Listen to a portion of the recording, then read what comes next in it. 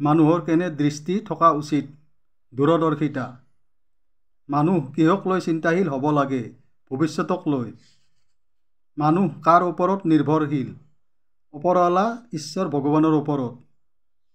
মানুহ কেনে ভাৱমূৰ্তিৰ হোৱা উচিত, নিস্বাৰ্থ, নিৰ্লোভী, নিৰহংকাৰী, ধাৰ্মিক, দয়াশীল, জ্ঞানী, ন্যায়পৰায়ণ, চৰিত্ৰৱান, পৰিশ্ৰমী, শান্তিপ্ৰিয়, সমাজপ্ৰিয়, চিন্তাশীল। মানুহৰ সভ্যতাৰ শ্ৰেষ্ঠতম দিশটো কি? কোনোবাক উপকাৰ কৰিব নোৱাৰিলেও কৰিব নালাগে অপকাৰ।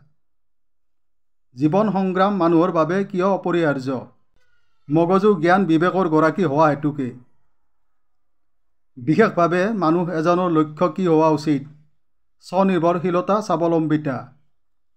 মানুহ বিশেষকৈ কিহৰ ওপৰত সাহসী, শক্তিশালী? বিজ্ঞান সৃষ্টিৰ ওপৰত। মানুহে অনুসৰণ কৰিবলগীয়া বিশেষ বাক্যবান এষাৰি কি? পৰিশ্ৰমেই উদ্গতিৰ মূল। মানুহে বিশেষকৈ যত্ন, চেষ্টা, মনোনিৱেশ কিহৰ ওপৰত কৰিব লাগে? সুস্থ, শান্তিময় বাতাবৰণ গঢ়াৰ ওপৰত।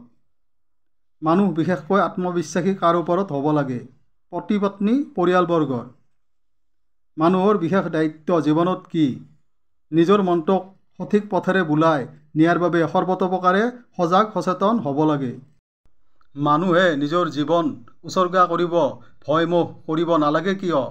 অস্তিত্ব ইতিবৃত্তি ৰক্ষাৰ হকে। মানুহ কেনে প্ৰবৃত্তিৰ হ'ব লাগে? সৎ, শীতল, শান্ত, নিকা ভাৱমূৰ্তিৰ।